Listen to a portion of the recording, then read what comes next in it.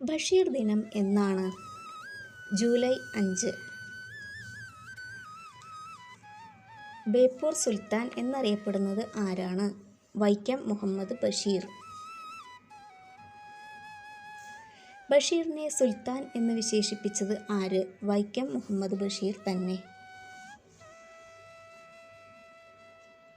ഒന്നും ഒന്നും ചേർന്നാൽ എത്രയെന്നാണ് ബഷീറിൻ്റെ കഥാപാത്രം ഉത്തരം നൽകിയത്? ഇമ്മിണി ബല്യ 1. കൊച്ചു നീലാണ്ടൻ, പാറുക്കുട്ടി എന്നീ ആനകൾ കഥാപാത്രങ്ങളായ ബഷീറിൻ്റെ കൃതി ഏത്? ആനവാരിയും പൊൻകുരിശും. ബഷീറിൻ്റെ ഏത് കൃതിയിലെ കഥാപാത്രമാണ് മണ്ടൻ മുത്തപ്പ? മുച്ചീട്ടു കളിക്കാരൻ്റെ മകൾ. ബഷീറിൻ്റെ ആത്മകഥയുടെ പേരെന്താണ്? ഓർമ്മയുടെ അറകൾ. മൂക്ക് കേന്ദ്ര കഥാപാത്രമായ ബഷീർ കൃതി ഏത്? വിശ്വവിഖ്യാതമായ മൂക്ക്. ബഷീർ പ്രസിദ്ധീകരിച്ച വാരികയുടെ പേര് ഉജ്ജീവനം.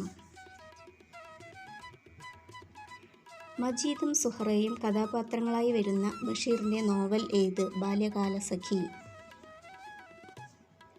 ഒന്നും ഒന്നും ഇമ്മിണി ബല്യ 1 എന്ന പ്രയോഗം ബഷീറിൻ്റെ ഏത് നോവലിലാണ് ഉള്ളത്? ബാല്യകാലസഖി. ബഷീറിൻ്റെ ഭാര്യയായ ഫാബി ബഷീറിൻ്റെ ആത്മകഥയുടെ പേര് എന്താണ്? ബഷീറിൻ്റെ എടിയെ. ബഷീർ, കാരൂർ നീലകണ്ഠപിള്ള, മാധവിക്കുട്ടി എന്നിവർ ഒരേ പേരിൽ ഒരു കഥ എഴുതിയിട്ടുണ്ട്. ആ കഥയുടെ പേര് എന്താണ്? നേരും നുണയും.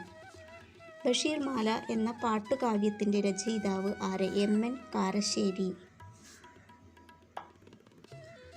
ബഷീറിൻ്റെ വിശ്വവിഖ്യാതമായ മൂക്ക് എന്ന ചെറുകഥ പ്രസിദ്ധീകരിച്ച വർഷം ഏത്? 1954. ബഷീറിൻ്റെ മരണശേഷം പ്രസിദ്ധീകരിച്ച ആദ്യ കൃതി ഏത്? യാ ഇലാഹി.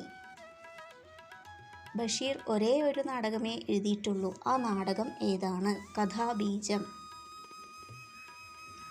ബഷീറിൻ്റെ മരണശേഷം പ്രസിദ്ധീകരിച്ച നോവൽ ഏതാണ്? പ്രേം പാറ്റ. ബഷീറിൻ്റെ ഭൂമിയുടെ അവകാശികൾ എന്ന ചെറുകഥ പ്രസിദ്ധീകരിച്ച വർഷം ഏത്? 1977.